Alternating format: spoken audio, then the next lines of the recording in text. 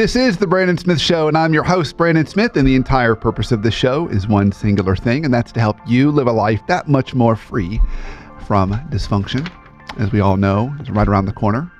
And today we're going to take on dysfunction as one of our leadership therapy segments, and joining me on these segments, as she always wonderfully joins me on these segments, is my amazing, incredible, talented, gifted, brilliant, brings sunshine to the show.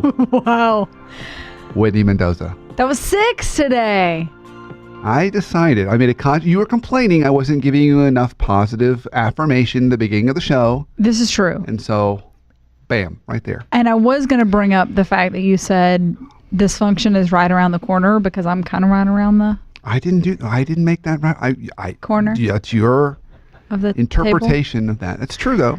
It's true. Okay. It's true. That's all right. I'm going to stick with my 7 affirmations. So 7's good? Mm-hmm. That's the sweet spot? You know, I'll research accept more. shows five positive piece of feedback for every one negative. But I think for you, it's more like 7 pieces of positive? 8? That probably depends on how much negative. Okay. I don't give you any negative feedback. It's all with love and kindness, Whitney. Love and kindness. So speaking of love and kindness, we have some dear workplace therapist questions. We do. today. I like these. I like this too. I think it's a great way to allow our listeners to engage and send questions that we can take on the show on air. Yes. So I've not looked at these. That's part of the reason why I like doing this. Oh, really? Keep me on my Curveballs for toes? you. Yeah, I'm not sure I like that. I get a lot of those from you. Curveballs? So, yeah. So this I is don't do kind of that to you. payback for me. Okay. Are you ready for? I am ready. Ready for number 1? I've got my Dunder Mifflin mug. I'm ready to go. That's fantastic. Okay. Ready. Dear workplace therapist. Okay. This is starting off well. And escalating quickly. What is an effective way to handle gossip? A situation I encounter quite a bit is hearsay, whether it's in a work environment or a volunteer environment. Instead of going to the source for clarification, people tend to go with a story they have heard second or third hand. Instead of verifying the report is accurate, they go off inaccurate or false narratives. It would be great to hear how to proactively prevent or lessen this type of situation in organizations. Oh, this is so human nature, and it's really messy and always creates problems. Yeah. Okay, so how you take this on is going to vary based on your role. So I'll say, let's talk about, like, if I could script this, wave my magic wand and make it perfect and fix this, Okay. then it's got to come from the leader. So the leader of that office environment, she or he's got to basically set the culture and the norms around gossip. And what I mean by that is basically say, hey, look, folks, these are some things we're not going to do around here, and gossip is one of them. So if you've heard something, please don't spread rumors. That's not how we're going to do. So you got to kind of basically lay out the rules, and maybe even when someone does encounter a gossip situation, how to approach that. So if a leader sets that frame, you can eliminate it. If you're not the leader and you're just kind of a participant in the office and gossip is going on, Yeah. it's very hard to completely shut it down. If I was to be just gut level honest. It's hard to do it. Now, what you can do is you can, in a gentle way, show you're not going to be a participant. Mm-hmm. So someone says, so you could come around the corner and say, hey, guess what Isaac just did? And tell me the story about Isaac. I might say, well, that sounds interesting, but I want to make sure that I've understand it from Isaac. So I might figure out a way to go back and ask Isaac about it, and not spread that. So at minimum, don't spread it. We can also kind of shut down and kind of avoid it by making sure that we're asking clarifying questions, Right. and not engaging in it. I think that's important. But really, to stop gossip, it's got to come. It's got to come from the boss. Now, I can tell you, I had a case when I was teaching at a university where I had a faculty member spread gossip about me, and that was, and then I heard it from other faculty members. Yeah. And they were mad because I was teaching a class they wanted to teach. And so they spread gossip about me. And so then I had to then spend, I don't know how many hours cleaning it up. It was such a pain. I had to call all the faculty members that had told me this gossip and say, well, what did you hear? And let me clarify that for you, and try and figure out A, where was the root of it coming from? Right. And B, to kind of overcome that gossip, or kind of, dispel that myth that they had. So it can be a real pain. But that's another thing that we can do. If you find yourself the sufferer of gossip, to eliminate it, you really basically got to set up all these one-on-one meetings and say, what'd you hear? I want to clarify this, and I'm sorry you heard that, and next time come to me. So kind of redirecting people. So question around that, because as you were sharing that story, I was kind of thinking of something I remember when I was in corporate, in the sense of, because it's true, gossip always gets back around to everyone, which includes the boss. So something that we had happen one time is during our weekly staff meeting, the boss just said, hey, I heard all of you have heard this, and so I want to take this time to address it with all of you. Is that also a good answer? Yeah, absolutely. Of a way to handle that? Okay, cool. Absolutely. If you're the leader, you can really shut this down fast. The leader has a lot of control about eliminating. Leaders control culture. So if you're trying to eliminate something out of the culture, only the leader can really do that.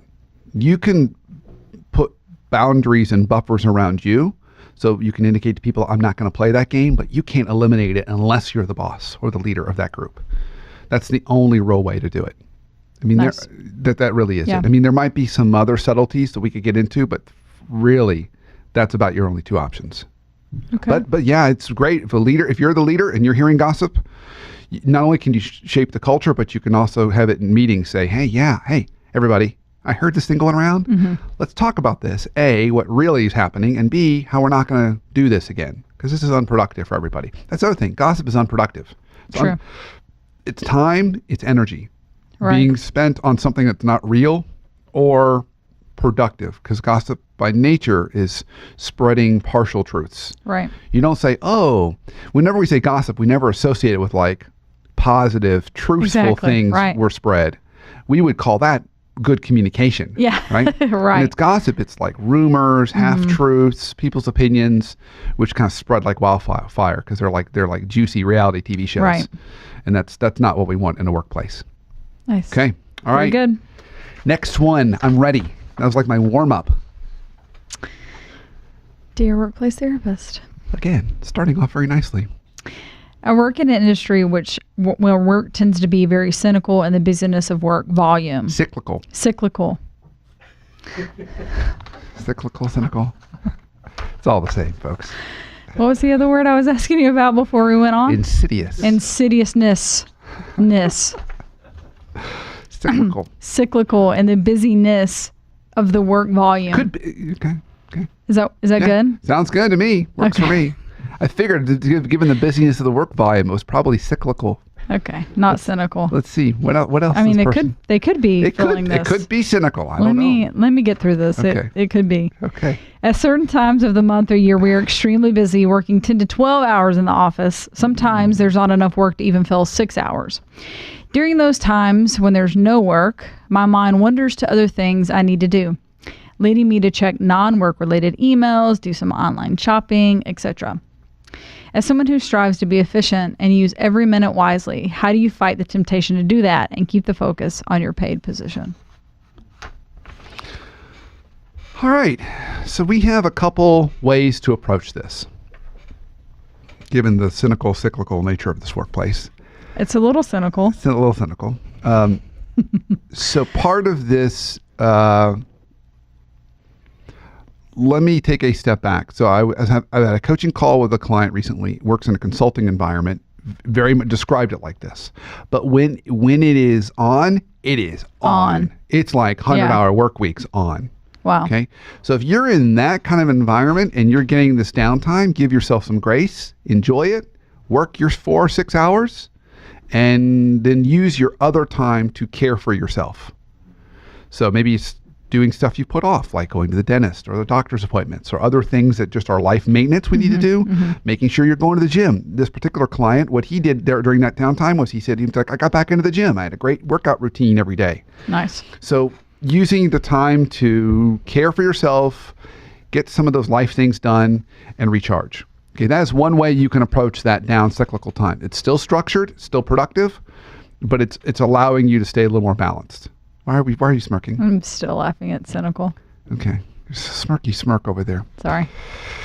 Okay, I might have to take away one of those positive affirmations, move you down to 6. No, that would be so tragic. Okay. I almost said that'd be so cynical just to throw that in there again. But okay, there's another way that we can also approach that question. Okay, good. Because I have a question after this. Okay. All right. Sorry. So the other way is yes. if that crazy busy time isn't the 100-hour, kind of 90-hour, 80 hours, let's say crazy busy is 50 hours, 40 hours, whatever. Then what you can do is still do everything I said. You can use some of that downtime for life maintenance things. I'm a big fan of having healthy structures in your life to keep yourself balanced. But you can also use that time to get noticed as a high potential. So high potentials, people that are kind of known as rising stars that might get tapped for other opportunities. Yeah. One of the big traits that I hear from organizations all the time is this combination of ownership and initiative. That's what they want to see from a high potential. I like that word, that initiative. Ownership and initiatives. And so it's people saying kind of ownership, like, yeah, I'm going to go, like, this is a problem. I'm going to own that problem. I see it. It's not part of my job description, but I'm going to own that. And I'm going to take initiative to actually do something with it. So use that downtime to look around the office and say, what's some other stuff that we need to do, work on, systems we can put in place, things we can reevaluate, things we can clean up, look for work and then take initiative and do it. And you take that to your boss or the owner of the business, whoever it happens to be, they're going to be thrilled with you. They're going to be like, oh my gosh, thank you for finding that and taking that on. So it's a great way to kind of get recognized as either a high potential or even further job security, because that makes people feel like, wow, someone else is watching over the place. Doesn't have to be just me. Yeah. So that could be another way to use that time. That's good, because that was going to be my question. Because I used to do that, the all-star that I am. Ownership and initiative? We would have downtime, and I remember like going through and fixing like, oh, this is wrong with the website. Let me log in and fix it. Oh, we've got some kind of ooky-looking folders, right? Because we had like a shared folder and... I'm sorry, ooky? Ooky. Ooky-looking? Ooky, yes. I'm not even sure how to like spell gross, that. like you Icky? can't... Icky? No, ooky. Ooky. It's way more fun to say. But we would have a shared folder, and a lot of people, because they had access to it, right? Like they would just dump some stuff in there, and I would be like, oh, this looks terrible. And I would go in and kind of clean it. And it was amazing because people would be like, oh, who cleaned up the ooky folders? And I would be like, and they'd be like, thank you, because now I can find things. I'm feeling cynical right now because I don't think people would actually say ooky to you. Okay. All right.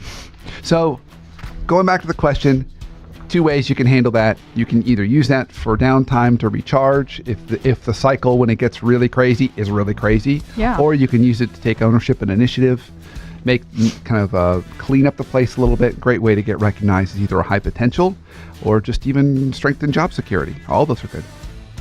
Okay, you're looking smirky again. Because I used the word cynical once again? We should end this segment while we're ahead. It's time for a break, Brandon. Oh, it is time for a break. Gather ourselves together. I got carried away. So stay tuned, because when we come back, we've got at least 2 more questions to take on from you on your workplace challenges. Stay tuned. We'll be right back.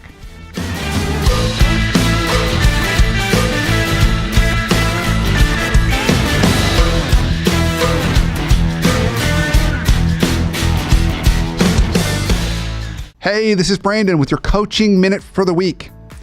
So one of the tips I give my clients that have direct reports is the following tip. At some point during the year with your direct reports, often about halfway between the annual review process, so at that 6-month mark, at the end of one of your one-on-ones with one of your direct reports, ask the following question or questions. What could I start doing to support you better? What could I stop doing? And what could I continue doing? What could I start doing to support you better? What could I stop doing that's getting in your way? What could I continue doing that's working for you? And what you'll find is they'll come back with valuable feedback for you on ways you can adjust to be a better leader, but you'll also find that each direct report's going to give you a little bit slightly different feedback. It's a great way to make sure you're giving everybody what they need so you're not guessing. So pick that point in time and do it. Now, one more important hygiene tip around this. Make sure you let your direct reports know you're going to ask that question so they can prepare and be ready when it happens. So that's my coaching minute for the week. I look forward to hearing how it goes.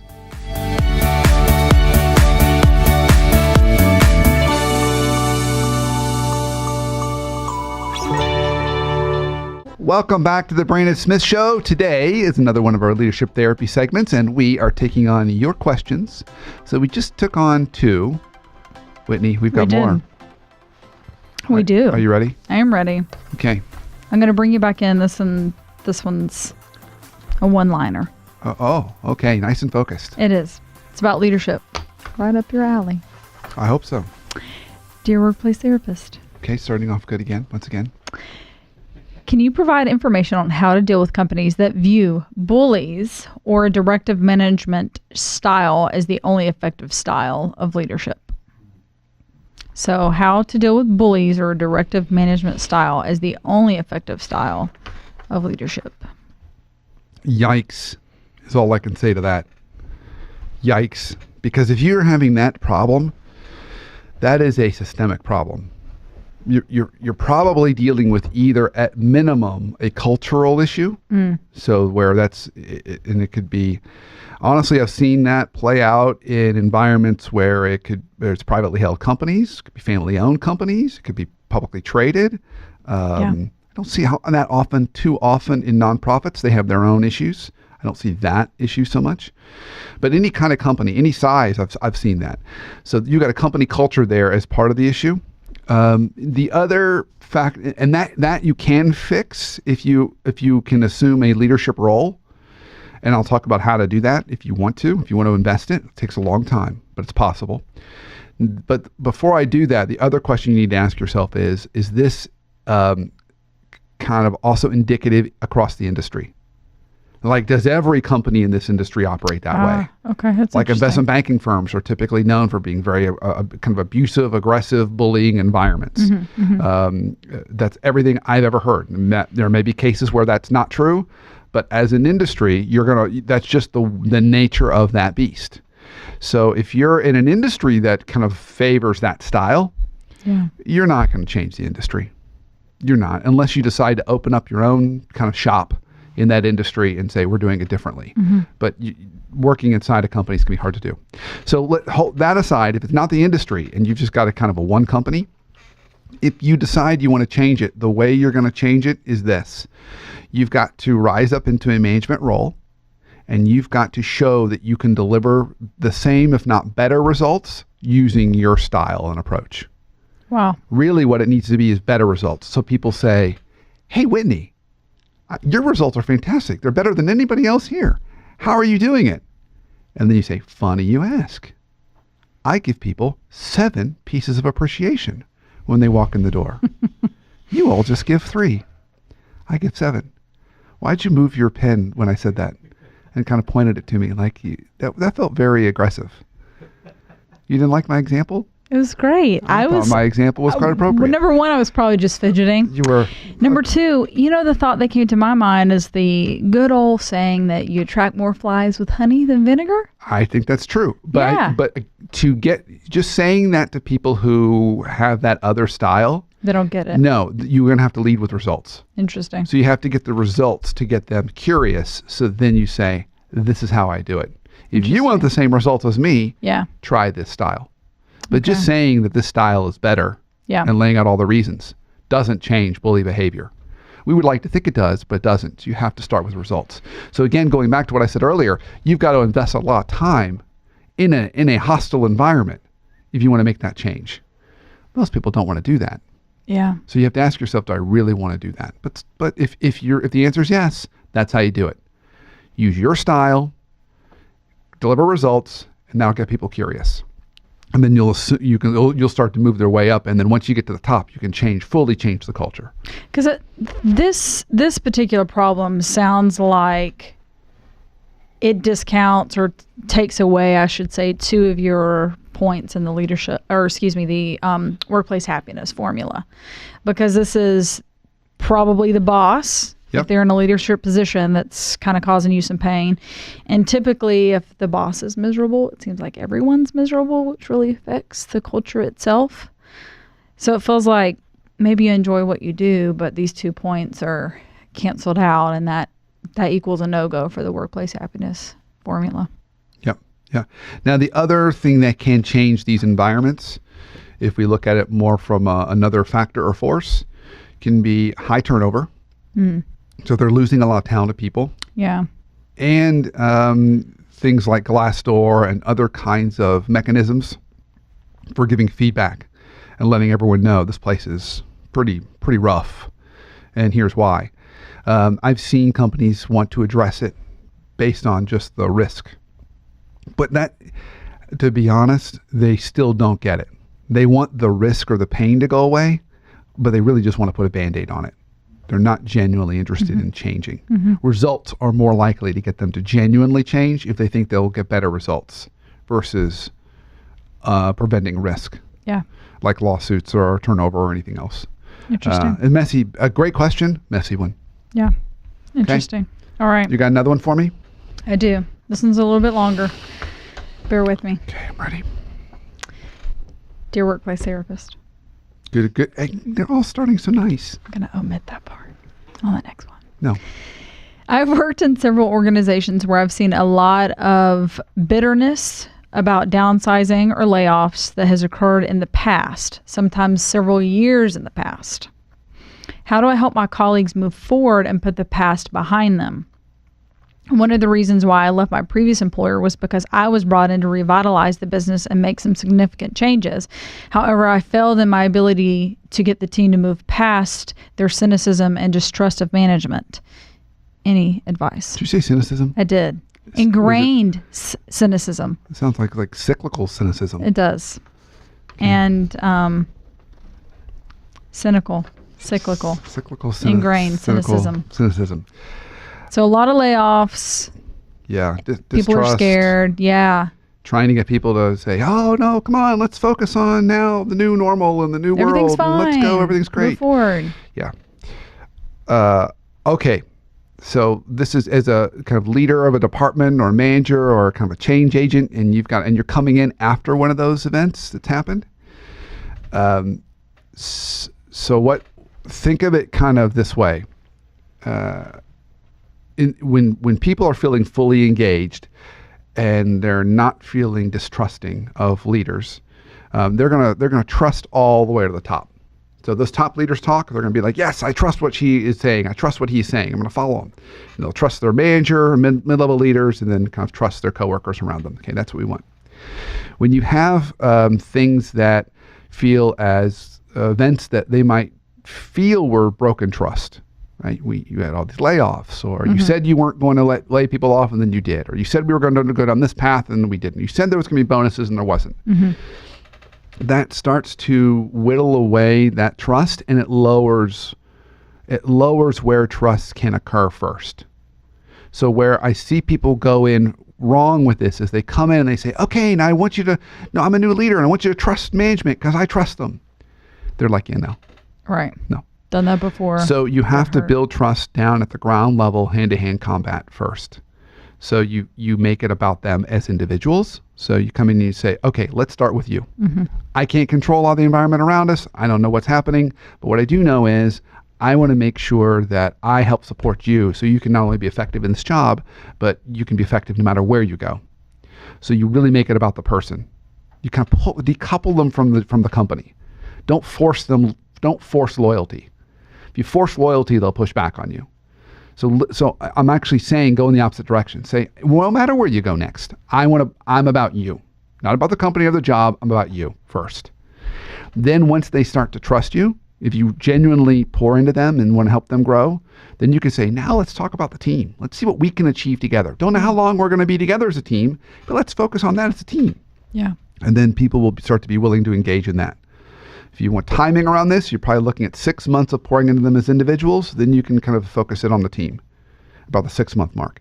And then if they really feel like the team's making success and making progress and they can feel that, then you might be able to say, we're really doing well. Let's talk about how we could impact the overall department. And you can start to kind of elevate where people trust. But you got to go all the way down to the beginning when trust is broken. Start with the individual, then build it to the team, and then expand up. If you shortcut any of those steps, people are gonna be like, no. Yeah. Because they won't feel like you care about them. So why should I trust you? Yeah. So it takes time. So you're probably looking at, for 6 months, pour into the individual. You start talking about the team at that point, and you can get them kind of focusing on the team by the end of the first year. And then you might be able to, depending upon the success and impact you have and not having anything else that might break trust, you can kind of move it on beyond that. But you got to give yourself grace. It's going to take a good year. That seems to be a common theme with a lot of these answers. That stuff takes time. It takes time. Yeah. Yeah. And this one really is about hand-to-hand combat. Start with the individual. They got to feel like you care about them. Yeah. That's first and foremost to trust, is feeling like you care about them. Interesting. Okay. Do you think we have time for one more? Do you want another one? Yeah, let's do one more real fast. I can squeeze it in, I think. I'm not being too cynical. I think we work it in. All right. No? Isaac laughed at that. Yeah, he did. I'm going to give you one. This one may be a zinger for you. Okay. Are you ready for this one? Yes, I am. I'm feeling good. Dear workplace therapist. Okay. Can you address the mommy tax? Okay. How does a woman not get penalized for becoming a parent? Men get promotions and raises when they become a parent. And I don't know if I should read this last sentence. It's very intense. Well, we're there. We've arrived. Women get screwed. They're upset. Okay. How can one approach address the problem with employers?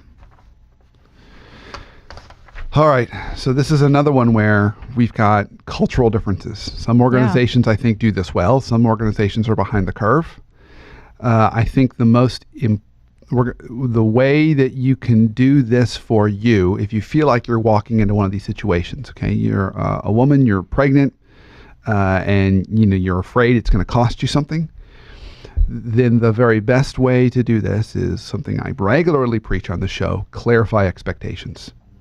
Don't wait until it happens and be like, oh, look what happened. I didn't expect this to happen. This was not what it was supposed to happen. Yeah. Because if we don't clarify expectations, the probability of us being disappointed is high. That's in life, folks. You don't clarify expectations. You just let everyone guess what you want. Then that's not good. So this is a person saying, I'm seeing it more as a systemic problem. Got it. Totally understand. With your manager, when you're going out on maternity leave, say, okay, what should I expect in terms of promotions? Because I have seen the following. Is that how we roll around here? Is it just if a woman gets pregnant, they don't get promotions and then men do? Help me understand, because I want to know, is this something that I should expect, or should I be expected to be treated differently than that? So clarify it. And then when you get them to say what they believe is going to happen, now you can hold them accountable to that. You can't hold anybody accountable to anything you haven't got them to clarify first. So I think if you do that, you got a good 50% probability that things are going to go in a better direction for you. Because now when someone says, no, we're going to treat you this way, if they break that, but they said it out loud, that it's going to personally affect their own integrity. So you have a better chance. Now, what you're going to get is, even if they do, so either A, you get what you want, or B, they don't, but they actually said it and they broke it. So now there's no guessing on your part. It's not a good place for you to work. Yeah. Like, they said they were going to do this. They didn't. They broke a promise to me. I want to go find another place. Yeah. And then you can do whatever you need to do. You can contact an attorney if you want to. You can leave comments on Glassdoor. You can talk to HR and other senior leaders, but you had the conversation first. Remember, one more important thing around this. You start escalating anything and it goes to HR, the first thing HR is going to say is, did you have a conversation with that person about this? Even about this. So if you said, I talked to my manager, I said this was what I was afraid was going to happen. They said he promised me it wasn't, and now this is what's happened.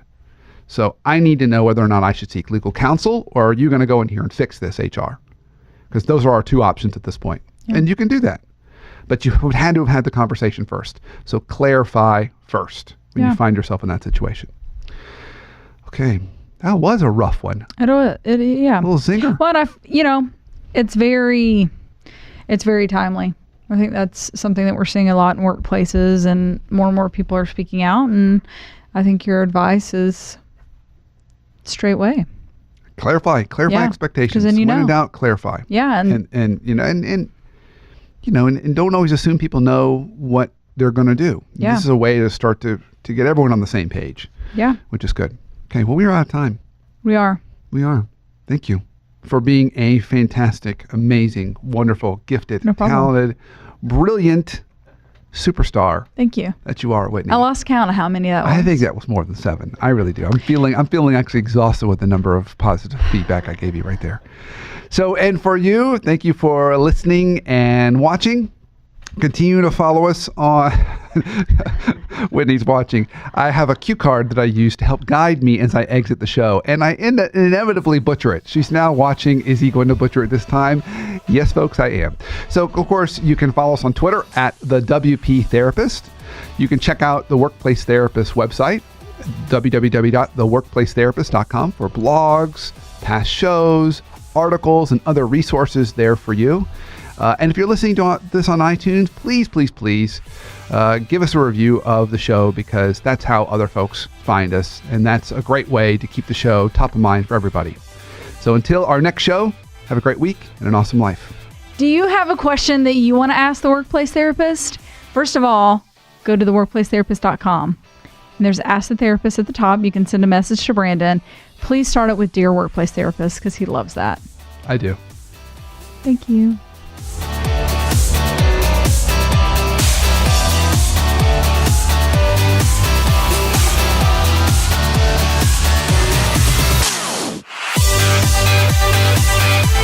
be right back.